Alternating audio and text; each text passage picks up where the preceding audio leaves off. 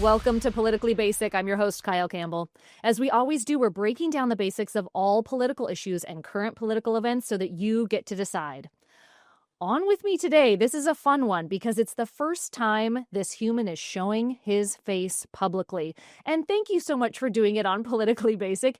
It's Brett Lee, the voice behind @RealBrettLee and the founder of @DogeOfficial on Instagram, where over 1 million patriots tune in for unfiltered political commentary and breaking news. He's the guy who cuts through the noise and calls out the double standards in today's political circus. Whether it's exposing government overreach or defending American values, his mission is simple: tell the truth, hold the powerful accountable, and give a voice to the people who feel silenced. And guess what we're talking about today? Everything. Brett, thank you so much for coming on the show and for showing your very excellent face to the world finally. Well, thank you for having me. I'm glad to give you guys the opportunity to produce my face for the first time. Yeah, well, I'm thrilled about it. It's great on all fronts. So first things first, and let's jump right in. How in the world did you end up as the Doge official guy on social media?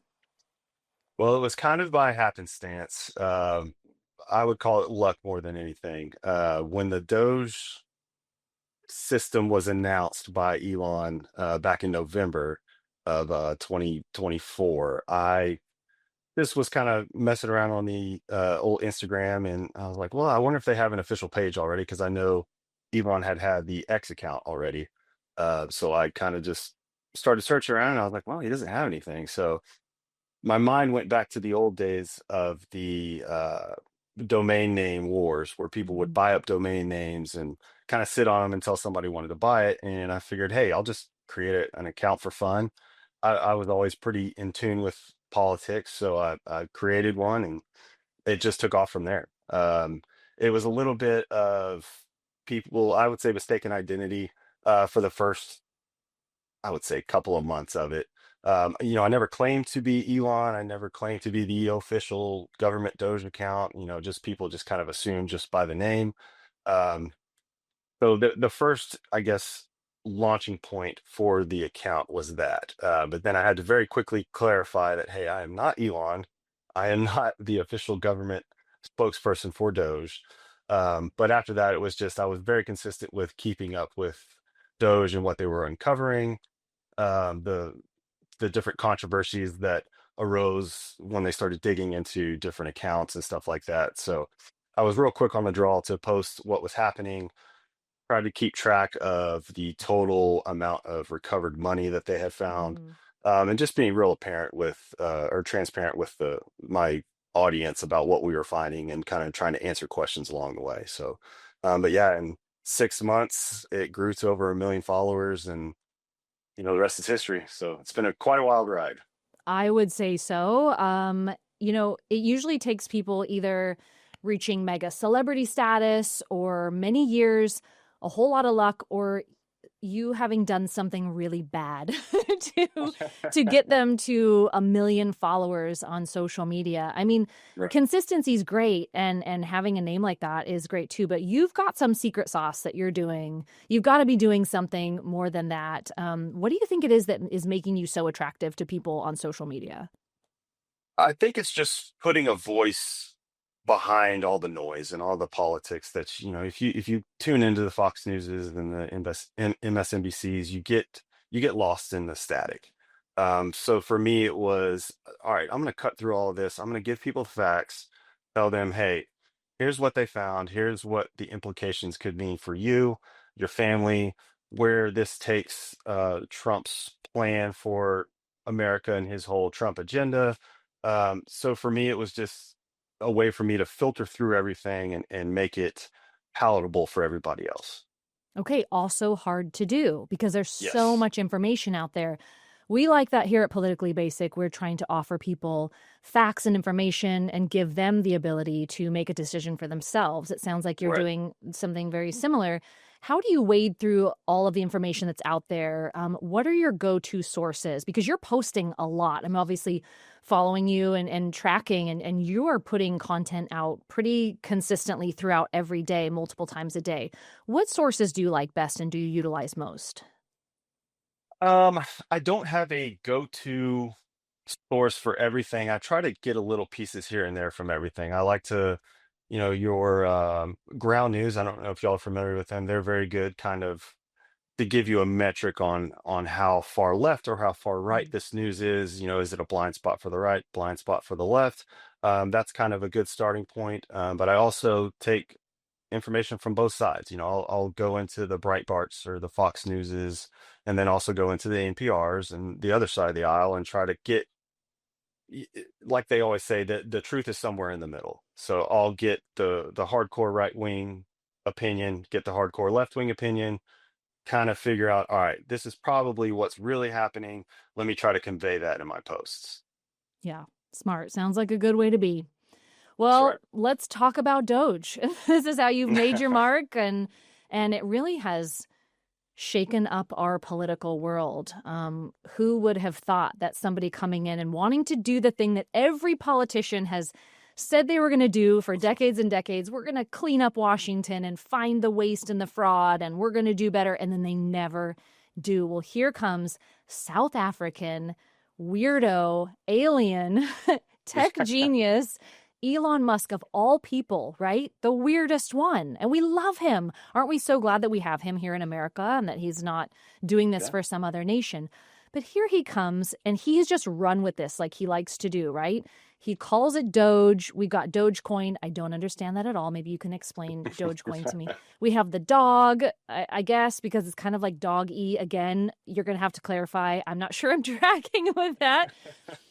But Trump, under his executive authority, which he does have constitutional authority to do, creates the Department of Government Efficiency and places Elon Musk at the head. It's temporary, and the point is to find government waste until July 4th of next year, which is such a fun date because it's our nation's 250th birthday. So how, again, like, what do you think about all of this? I mean, this is a lot of information to take in, and I think has been a shock to American systems in a little bit Yeah. of a way. We're not used to this much activity coming from DC or coming from our government. Give me your take, being so intimately familiar with Doge and the work that they've done. What's your take on this pace and what's happened so far in the last 6 months? Well, I think Elon is the right man for the job. He's one of those people, obviously, he's the richest man in the world. So he's not beholden to anybody, any of the PACs or any of the, huge corporations that try to influence what's put out in the media. So from right from the get-go, it was a great thing to put him at the helm, knowing that he more than likely couldn't be influenced by anybody other than his drive to expose government waste, fraud, and abuse. So that right there was just a huge flip of the coin for politics in general.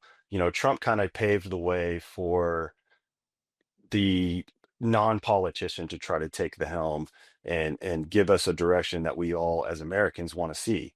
I can speak for, I would say, 90% of the population when we can say we're all tired of typical politics where it's all they're just paying lip service to their constituents and nothing ever really gets done. But once Elon got in and took the helm, it was a great thing to see. All right, hey, things may be changing for good this time, or at least let's lay the groundwork for future generations to be able to actually make change and have real politicians come in and say, hey, all right, I said I'm going to do this in my campaign. Guess what? Here we go. I'm doing this and actually make the change that their constituents want to see. Like I said, America's tired of the lip service and we just want to see results. So for him to come in and do that, I don't think there's a better person to do that. And him being quirky and weird just makes it all the better, in my opinion, because he can do things that are a little outlandish, that are outside the box, and it makes things more apparent, and exposes a lot more in when he does that. So to me, it's just it's a home run on all accounts. Well, it sure sounds like it. I mean, that all sounds great. And Elon was campaigning with Donald Trump before the election. And so people knew full well that he was going to be doing this work when he came into the administration. And a lot of talk about promises made and promises kept. Trump gets elected by a pretty significant majority, and he does what he said he would do. He's bringing Elon in. But some people don't like it. All of that waste cleanup and finding money that's going back to the taxpayers. Some people think that sounds terrible. And now we have someone, this congressman, I don't know, senator, I can't say his name, who has filed articles of impeachment against Trump. And Oh one yeah, of the the guy that came out of points, the woodworks. yeah, Yep. yeah, no one has ever heard of him, but now he's trying to, make his mark by he's going to be the one who's going to be the first to file articles of impeachment. And one of these 7 or 8 points that he's making that he believes are impeachable offenses, one of them is this creation of an unlawful office. And what he's saying is it gave Elon unconstitutional control over government agencies and Americans' personal data. Do you think that's going to stick? Absolutely not. I mean, from the very get-go, the Doge was just a reformation of an uh, already existing organization within the government. All they did was rename it. They gave it a quirky name, brought it to the limelight, and from there it's been doing what it's doing. But for them to say that this is an unauthorized organization or something that's uh, you know would be troublesome for the American people, it's just absurd. Um, I can't understand how somebody could see these numbers of waste, fraud, and abuse that are absolutely outlandish, and in my opinion, are money laundering schemes, more or less, for politicians to line their own pockets. I don't understand how somebody can see that and then try to convince somebody that no, we need to keep those programs. That was okay. They shouldn't get rid of that. That all that money is okay to be wasted that way. I just cannot understand how somebody can come to that conclusion, seeing the outlandish numbers that they're coming up with, and for whatever the no name politician is now that's trying to bring the articles of impeachment up, and it's obviously just a play to get his name out in front of everybody because before that nobody knew who he was or if he was even in Congress. So it's all politics, it's political games, political theater, and no, I don't think it's going to stick. Give it another 6 months, somebody will come up with some other articles of impeachment for something they made up. Yeah, absolutely. And the only thing entertaining about it is I literally cannot pronounce the man's name. And the Me neither. reason, I'm the not going way to that, try. but listen, this is terrible. But the way that I can remember it is it sounds like someone trying to say the name senator with a lisp because he's a Okay. congressman. And so, anyway, I still can't do it. So, fail. Well, I'm going to take that. That's better off than I've gotten for it. Okay, well, I'll think of it later and we'll reconcile that at another time. But I think this guy's flash in the pan is going to be very, very quick. But to your point of all this money that's being, all this waste that's being found, that there's a Doge count clock that's running online, and it's already reported 115 billion in efficiencies that have been found. It's been really remarkable. And on top of that, I mean, they're rolling back these ridiculous government regulations, letting go of federal workers who were doing anything but federal work, exposing these massive amounts of waste and fraud, and finding taxpayer money that was being shipped overseas to insanely nonsensical causes and efforts. So I would love to hear from you, Brett. What do you think are some of the wildest things that Doge has uncovered that we were funding and obviously didn't know about? Well, I know, and I may fudge the exact numbers here, but it was a couple of $1 million for a pickleball court. I forget where it was, somewhere in Las Vegas. They were funding a pickleball court. You know, talk to any contractor or any builder. If a pickleball court's going to cost you, I mean, at the most, depending on how extravagant it is, call it $50,000. But this was in the tune of 1 to 2 million. I think it topped at $5 million the last time I looked at it. But the exaggeration of the funds that they say are needed for these projects is just outlandish. There was another one. They were funding a circus, somewhere in the Middle East. I don't remember where it was, but it was a like a Ringling Brothers circus out in the Middle East that we as taxpayers were funding. There was also, I think they had a figure of 60% of these federal buildings were almost empty, 25% capacity or less. So that right there, I mean, we have all these infrastructures set up for government workers to be doing their job.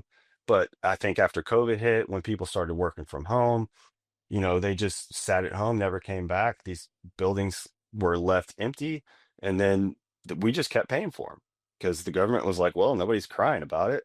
Let's just keep this asset on the books and let the Mhm. taxpayers pay for it.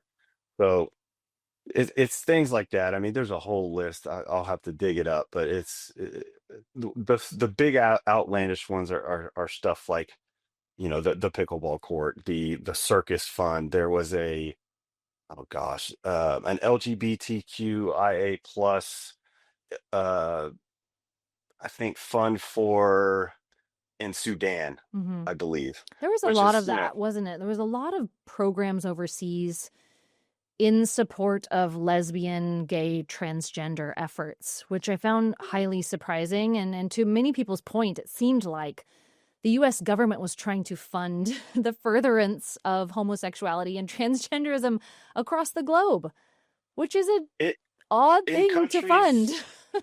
countries that vehemently oppose any kind of homosexuality or Right. anything outside of the norm, which is unbelievable to me.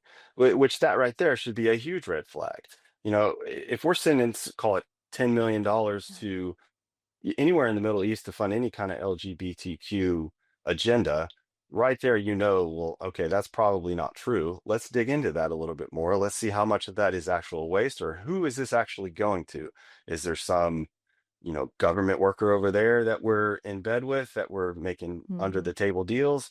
It's very obvious to me as an outsider looking in that these kind of things should be red flags all around, and we should just start digging into it, exposing it, and putting people in handcuffs. Yeah, they weren't very smart about the laundering. It's like some things, okay, maybe you could make a case for a $2 million pickleball court. Maybe it was going to be where the National Pickleball Olympics were going to take place. Maybe it was like, I don't know, mother of pearl inlaid. I don't Right. know. Most pickleball courts I have seen in my day have been tennis courts flipped sideways, and you put two pickleball courts next to each There other. it is. But whatever. You can make a case for some of these, right? But there are some efforts that were so outrageous, or research projects that made no sense, that it really could only have been fraudulent. And one Right. of the really good examples of this was some of this unemployment insurance, some of these Medicare, Medicaid claims. So Elon had posted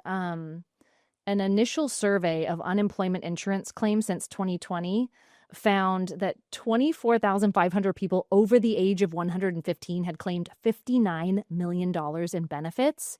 Right. 28,000 people between the ages of 1 and 5 collected $254 million, and 9,700 people with birth dates more than 15 years in the future garnered $69 million from the government. I would love someone to come on the show and just explain why or Yeah. where or how or any of those. Where's the Any money? any of the above, right? Exactly. And, Mm, and for people to try to just brush that aside and say, oh, it's, it is what it is, no big deal. I'm like, well, all these little things add up. Yeah, they may get away with 200,000 there, 500,000 here, but as far reaching as our government is, those add up. And for people to overlook the small things, to me, is absurd, because just add them all up and you could save taxpayers hundreds of millions of mhm. dollars immediately, just by cutting those type of things. And like you were to your point, the the social security fraud, or in the Medicaid fraud to these people that should be dead by now. Hopefully, if you're 120 years old, I hope you've moved on by now.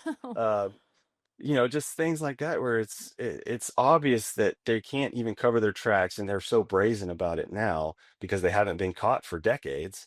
And just the way that we're exposing it now just needs to be more of a commonplace. And I think that Elon is in a good position to make that commonplace. Yeah, 100%. Some days I feel 120, and I'm wondering if the government will let me just identify temporarily as a 120-year-old and maybe get. I just need some more support from my government. You posted a really fun graph the other day. It showed current year non-defense federal obligations are down 20%, and maybe people don't understand what a big deal that is, but was our government just essentially running like a giant slush fund for these entrenched bureaucrats and their buddies and their friends and their family? I mean, what was going on there? I mean, 100%. It's very clear when you see the drop in numbers and these new data points coming out that this money was being funneled off to who we don't know. We can make assumptions, which, in my opinion, it's, people within their family, people within other governments that are in bed with them.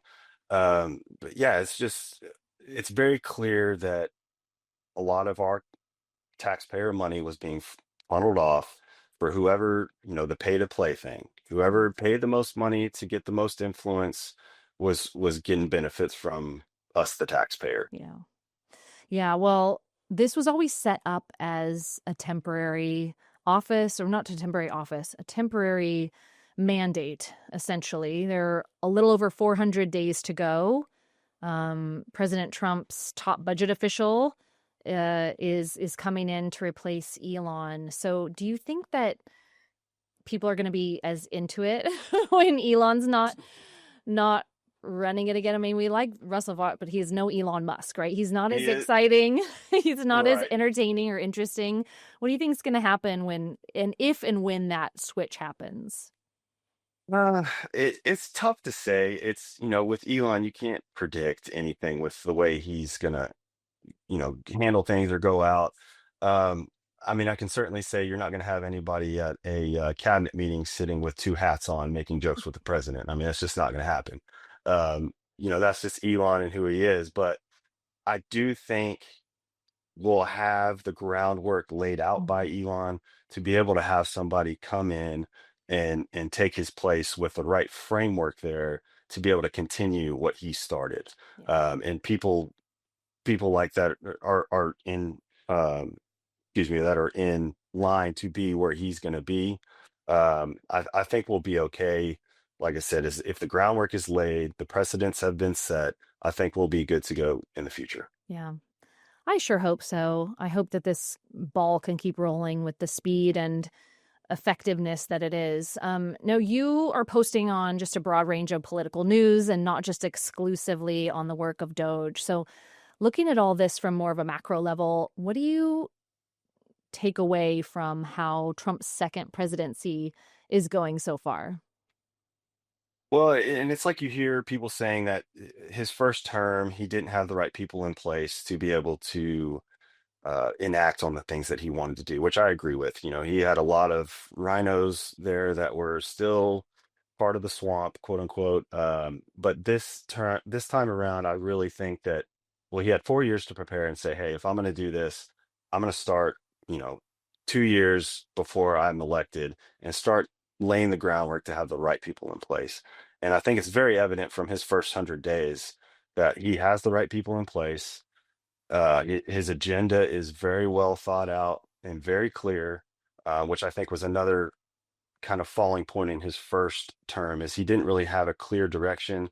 The Make America Great Again thing was his slogan, but there wasn't any kind of like uh, tunings to that. It wasn't very fine tuned as far as what he wanted to do. This time he's got a plan, he's got it laid out, he's got the right people in place.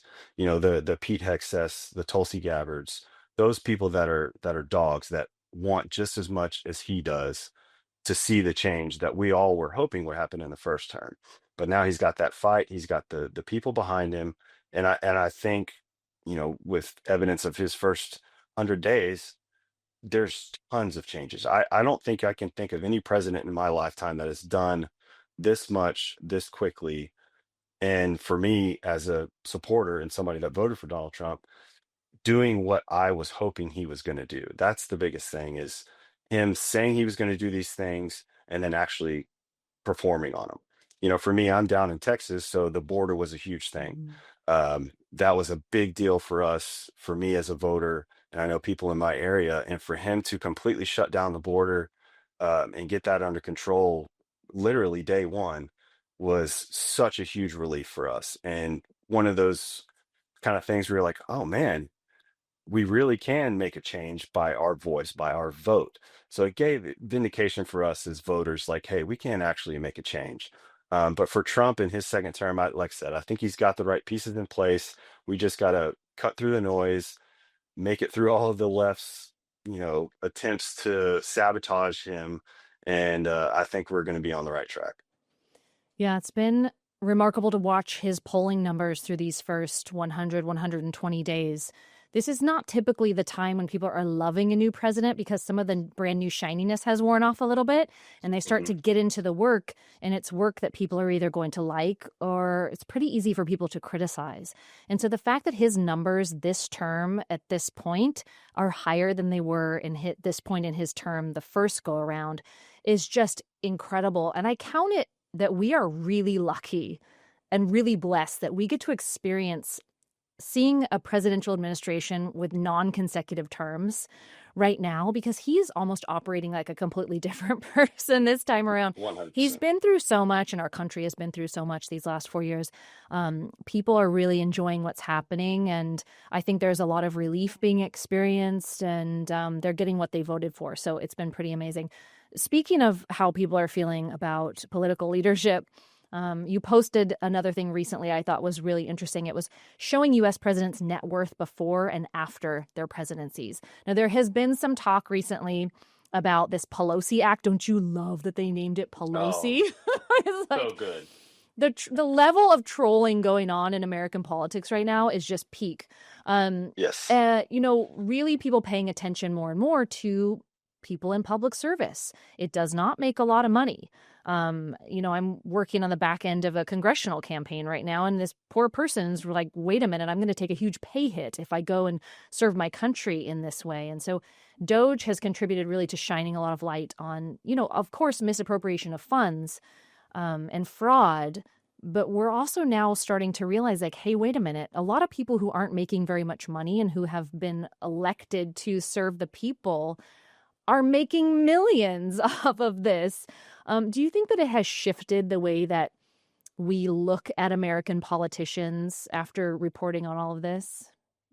Absolutely. I know for me personally, I mean, I knew politicians probably got some under the table deals, but to see the numbers and to see these changes from their base salary up to now they're making tens of millions of dollars, to me as a taxpayer, that's not right. I don't pay you as a taxpayer to go and make a living and this lavish lifestyle and all this, uh, lavish stuff that they're doing. I pay you to represent me in the government, and to have all these people be career politicians, which I could get into a whole other discussion about term limits, which I think need to happen. But these career politicians, where it's very obvious that they're only there to make money, they don't care about their constituents. They don't care about what they should be doing, the bills they should be trying to pass, the people that are, crying in their districts to for change, and nothing happens. They're just there as a, hey, I'm just trying to collect a paycheck and enrich my family and enrich my friends. And to me, that's got to stop. And I think now that our politics has shifted to being more transparent by by way of Doge and other things, that I think that people are now more aware of it and will in the future be more attuned to seeing these type of things and crying foul. To me, that's the biggest thing, is having the transparency and having us as constituents being able to say, hey, that's not right. You've made all this money and you're not representing me. And now we have the data to back it up with all these people's salaries going through the Mhm. roof.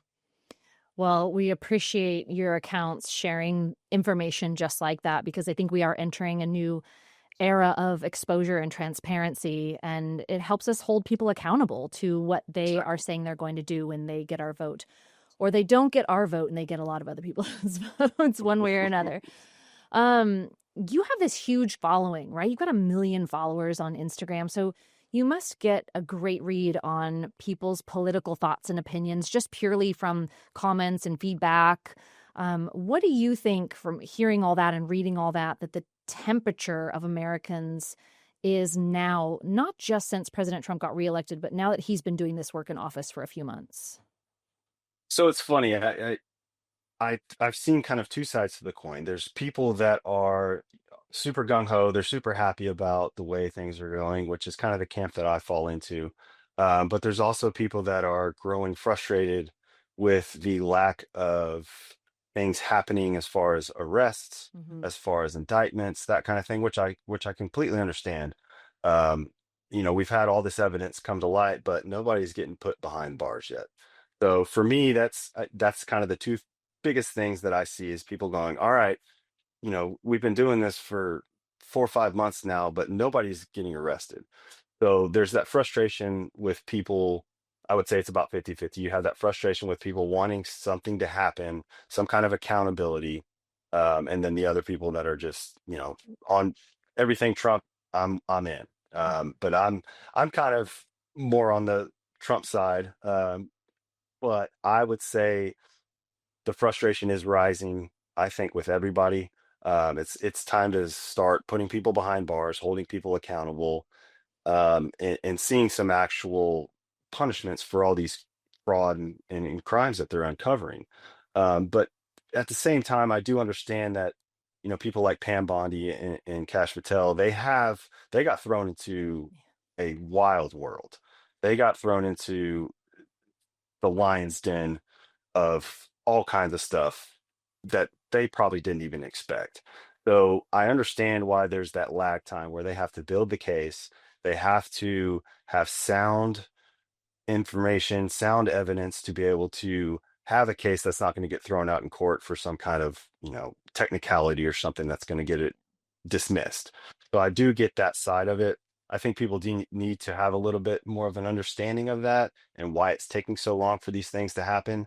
But at the same time, I have trust in Trump. I have trust in the people he's appointed, that they're going to get those things done. Yeah, that's a really wise take. And I think that you're speaking for a majority of people and how they feel. It can be challenging when they're moving so quickly on certain things, it almost by comparison, even though it's still fast dealing with, Epstein files or these other things, figuring out just exactly what went down during the pandemic, with the COVID vaccine and what Anthony Fauci, who is pardoned, did.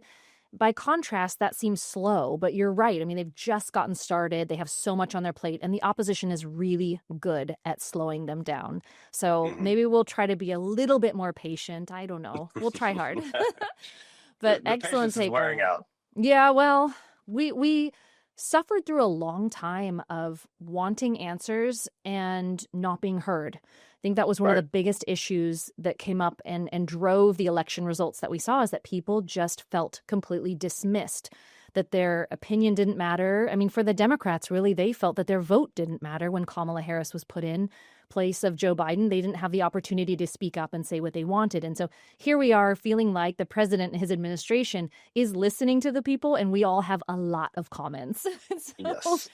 we're It's going to just get 8 there. years of Yeah, pent up frustration that everybody's trying to act on. So yes, I do understand it. absolutely. Absolutely. Well, there's been some recent polling data actually released just a bit ago that shows that people actually really like Doge. They like the work of Doge, but they don't really like Elon. Do you buy that? Do you believe that that's true? I don't think so. I think that's more of a left propaganda scheme to try to get people to disagree with what's happening. Um, sure, there may be some people that are kind of tired of the antics, and Elon he's an eccentric guy. So yeah, I can see how people could maybe get tired of that. But at the end of the day, what he's doing, I think, speaks for itself. Mhm. Um, I don't think that him being who he is and as eccentric as he is will take or diminish any of the things that he's bringing to light. So no, I think it's a left wing propaganda machine type thing that's they're just trying to discredit the whole thing, which we all know how that goes. I think you're probably right. Maybe when he leaves Doge and he goes back to getting us to Mars and solving all of our health issues with, Neuralink and bringing access to the internet to the world with Starlink and all these other horrible things he's doing, really, to Terrible. add to They're the awful. demise of the, human race. People will lay off him a little bit. Okay, so this one's fun. So Greg Gutfeld, who has the show Gutfeld on Fox, he's hosting some new game show where he takes people off the grid for 90 days. They have no Mm. access to phones or television or news or any information. And then they ask them what they think happened while they were sequestered. Oh gosh. And politics has just been so bizarre this past year. I mean, things happened that we never could have predicted. In fact, I actually lost a pretty significant bet, thinking there's no possible way the Democrat Party will let Joe Biden step aside and somebody else fill. So I lost that one bad. I'm Yeah. still recovering from that. But I love to ask people their predictions, and you with your head in this so much and being so politically inclined, what do you think is going to happen the rest of this coming year? Gosh. I mean, any kind of guess I'm gonna give is gonna be a shot in the dark, because, Which will like you probably said, be right. So right? the Yeah. At weirder, this the point, who better, I knows? feel like. Yeah. I don't. I wish I could give some kind of educated response, but with the climate and how fast things are changing and just everything all put together, I there's no way to make any kind of accurate prediction. That's going to be wild, I can promise you that. There's going to be some stuff coming out of the woodworks that nobody could have ever predicted. I When it comes to the Democrats, I wouldn't put anything uh outside of the realm of possibilities with them. There's the assassination attempts, those type things. I don't see those being completely out of the realm of Mhm. possibilities. Um, God forbid, I hope not. But as radical as things are getting, and as desperate as the left is getting, anything's on the table. And I hope not. And I hope we can all, as a nation, figure out, hey, it's better if we all just come together and work this out, and be adults for once, instead of the political back and forth and the political games. But who knows? That was much too much of a mature and diplomatic response, Brett. I thought you were going to say, Trump's going to take the Red Sea and rename it the Red, White, and Blue Sea or something Oh fun like gosh, that. yeah. Let's rename Yeah, something else. Why yeah. I not? mean, I really have been enjoying what he's been renaming. I don't know. He really wants Greenland. He really wants Canada. I don't think that the American people share that desire to open that border as much as he does. I think we'll snatch that Panama Canal right back up. I don't know. I think I see us expanding in other ways across the Yeah, globe. We'll see I, though. I think I think the Canada thing is more of a jab at Trudeau, kind of a posturing, if you will, of, hey, like, if I really wanted Canada, I could probably get Canada. Just kind of a put you in your place kind of thing. The Greenland thing, I think, is more of a business move. If you know anything about his book, The Art of the Deal, Mhm. the first part of the deal is you make an outlandish offer, and buying Greenland is an outlandish offer. So then when he lands on something more diplomatic, and, hey, mineral rights, or those type of things, that then it becomes more palatable. And I think that's kind of his play there. And then same thing with the Panama Canal. Mhm. Yes, it would be great to get that back and control it, because the Panamanians didn't live up to their end of the bargain on that. Um, but again, I think it's more of a posturing type thing, in a businessman type mindset, where he's going to say something outlandish, and then when we come back to the real deal, then it makes sense. Yeah, that makes excellent sense. I think you're absolutely right. He seems extremely confident in every action he's taking, so I think the people are allowing that confidence to rub off on them, and we feel that no matter what he says, there is reason behind it. It's not something he's just coming up with on the fly. There's always a purpose and there's always a plan. So Right. hopefully nothing too outrageous happens. We might not be here in a year or two, so who knows? But it's a fun ride. Speaking of something not being here soon, if Doge actually does wrap up, if it really truly is only temporary, what you gonna do? Are you gonna keep reporting on the news and keep this account going and keep people updated on political happenings? Yeah, and I've had to wrestle with that, obviously, with the timeline being set in stone. But yeah, I think it's just going to morph into a more or less just a daily political type, keep people up to date on what's going on. It's more or less that now, with a little bit of the Doge focus emphasis, obviously. But yeah, I think it's just going to morph into a more just political information, breaking news type thing. Well, you absolutely should. Obviously, it's working. People are loving what you're putting out there, and you've built just an incredible, very admirable following. So I hope that you Thank you. do continue with it. Any plans yourself for becoming more politically involved? It's tough to say. I've got another full-time job, so I've got to weigh all that out. Got a family to take care of. I would love to, get more politically involved, start rubbing shoulders with the higher name conservative influencers, that kind of thing. But for me, it's just I'm kind of just along for the ride. Wherever it takes me, it takes me. I'll be happy either way. This whole thing has been icing on a cake for me anyway. So I've got no expectations, but whatever happens, happens. It's a good mentality to have. Don't tell anybody, but I've got another full-time job too.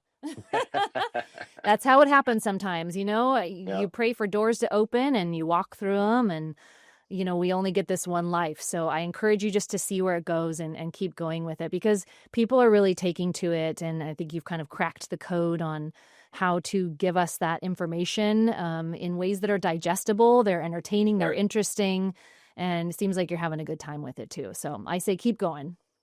Absolutely, I will. Yeah, that's been the fun part for me is just bringing a personable voice to politics. Because, like I said, if you're listening to the talking heads on the TV, it's almost unbearable at times. So, my goal is just to have a conversational type atmosphere where it's just like, hey, you're just sitting around drinking a beer with your buddy, and we're just talking about politics.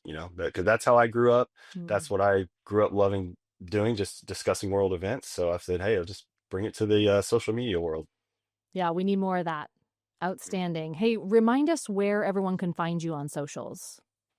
So main socials are Instagram. You can find me at Doge Official, and I have a personal page. It's at Real Brett Lee. So those are Amazing. my main two go-tos. Well, you're probably already following him because he has so many followers. But if on the weird off chance that you're not, make sure you jump on socials and follow Brett and follow the Doge official site. And Brett, I can't thank you enough for coming out on my show, exposing your very excellent face to the world, and sharing such great insights. This was an awesome discussion, and I hope to have you back again in the future, and we can keep chatting about all things political. Absolutely. I had a blast, and thanks for giving me the opportunity to be out here, and I would love to come on anytime. Thank you so much. And thank you all for joining us on this episode of Politically Basic, where we break down the basics of all political issues and let you decide. Be sure to follow us at politicallybasic.com and at politicallybasic on all socials so you don't miss a single episode. We'll see you next time.